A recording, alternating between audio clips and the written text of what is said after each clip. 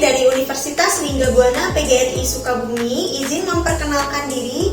Saya sendiri Nadia Aklima Azal Zulia Mumtaz dengan nomor NIM 022224 dan di sebelah kanan saya ada Rizky Adisya PSM dengan NIM 022227.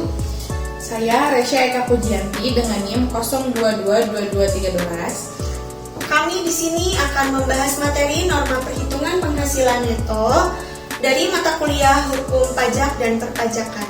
Untuk pembahasan pertama yang akan dipaparkan oleh saya, pengertian norma perhitungan penghasilan neto. Norma perhitungan penghasilan neto adalah metode yang digunakan untuk menghitung penghasilan kena pajak dengan pendekatan persentase biaya terhadap penghasilan bruto. Digunakan oleh wajib pajak yang tidak melakukan pembukuan secara lengkap. Berlaku untuk penghasilan dari usaha atau pekerjaan bebas. Pada penggunaan norma penghitungan tersebut pada dasarnya dilakukan dalam hal-hal tidak terdapat dasar perhitungan yang lebih baik, yaitu pembukuan yang lengkap. Pembukuan atau pencatatan peredaran bruto wajib pajak ternyata diselenggarakan secara tidak benar. Norma perhitungan disusun berdasarkan hasil penelitian atau data lain dengan memperhatikan kewajaran. Norma perhitungan akan sangat membantu wajib pajak yang belum mampu menyelesaikan pembukuan untuk menghitung penghasilan neto. Syarat untuk dapat menggunakan pencatatan norma perhitungan penghasilan neto. Wajib pajak orang pribadi harus memberitahukan kepada pajak dalam jangka waktu 3 bulan pertama dalam 1 tahun pajak yang bersangkutan. Wajib pajak yang peredaran brutonya kurang dari jumlah 4,8 miliar, wajib pajak yang seharusnya berhak untuk menggunakan norma perhitungan penghasilan neto, tetapi tidak memberitahukannya kepada Direktur Jenderal Pajak dalam jangka waktu yang ditentukan, sehingga wajib pajak tersebut dianggap memilih menyelenggarakan pembukuan. Aturan dan regulasi, ketentuan yang mengatur tentang NPPN tertuang dalam pasal 14 UU nomor 36 tahun 2008 tentang pajak penghasilan PPH, diatur kriteria wajib pajak yang diperbolehkan menggunakan NPPN dan persyaratan lainnya yang harus dipenuhi. Penggunaan NPPN secara teknis juga diatur dalam Peraturan Direktur Jenderal Pajak Nomor 17/PJ/2015 tentang norma perhitungan penghasilan neto. Wajib pajak diperbolehkan menggunakan NPPN dengan syarat sebagai berikut. 1. Penghasilan bruto setahun di bawah 4,8 miliar. 2. Wajib menyelenggarakan pencatatan. 3. Penghasilan yang diperbolehkannya tidak dikenakan PPh final. 4. Harus memberitahukan kepada Direktorat Jenderal Pajak paling lama 3 bulan sejak awal tahun pajak yang bersangkutan untuk menggunakan NPPN. Penghasilan kena pajak (PKP). Penghasilan kena pajak merupakan dasar perhitungan untuk menentukan besarnya pajak penghasilan yang berutang.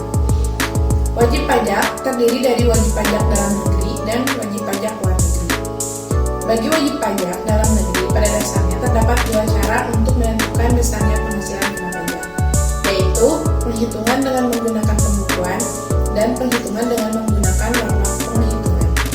Adapun penghasilan kena pajak PKP, penghasilan kena pajak bagi wajib pajak orang pribadi dihitung dengan menggunakan norma perhitungan neto dikurangi dengan penghasilan tidak kena pajak. Bagi wajib pajak luar negeri, penentuan besarnya penghasilan kena pajak dibedakan antara wajib pajak luar negeri yang menjalankan usaha atau kegiatan melalui suatu bentuk usaha tetap di Indonesia dan juga wajib pajak luar negeri lainnya. Tarif pajak. Tarif pajak adalah suatu dasar pengenaan pajak atas objek pajak yang menjadi tanggung jawab para wajib pajak. Tarif pajak dapat berupa persentase yang ditentukan oleh pemerintah. Tarif pajak untuk wajib pajak badan adalah 22% pada tahun 2020 dan seterusnya. Untuk perusahaan go publik adalah lebih rendah dari 3% dari non-go publik. Jenis-jenis tarif pajak. 1. Tarif pajak proporsional adalah tarif yang persentasenya tetap meski terjadi perubahan terhadap dasar pengenaan pajak. Contoh, PPN tarifnya 11% dari berapapun jumlah objek pajaknya. UU HPP nomor 7 tahun 2021. 2. Tarif pajak tetap atau regresif adalah tarif pajak yang nominalnya tetap tanpa memperhatikan jumlah yang dijadikan dasar pengenaan pajaknya, tidak berubah-ubah. Contoh, bea materai dengan nilai 10.000.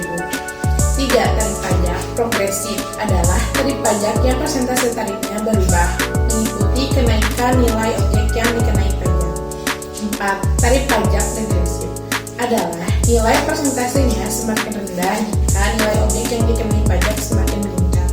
5. Tarif pajak ad valorem adalah tarif dengan persentase khusus yang dikenakan pada harga suatu barang. Keenam, tarif pajak spesifik adalah tarif pajak dengan jumlah tertentu dan dikenakan pada suatu barang atau jenis barang tertentu. Ya, jadi kesimpulannya, penghasilan neto adalah penghasilan setelah dikurangi pajak dan biaya lainnya. Dengan rumus perhitungan penghasilan neto sama dengan penghasilan bruto, dikurangi pajak penghasilan, dikurangi biaya lainnya. Ada beberapa faktor yang mempengaruhi. 1. Penghasilan bruto. 2. Pajak penghasilan. 3. Biaya lainnya. 4. Kebijakan pusat. Dan manfaatnya adalah untuk menghitung penghasilan sebenarnya, perencanaan keuangan, dan mengurangi kesalahan perhitungan. Sekian pemaparan materi mengenai norma perhitungan penghasilan neto yang kami sampaikan. Mohon maaf bila ada kekurangan dan kesalahan dalam penyampaian materi ini.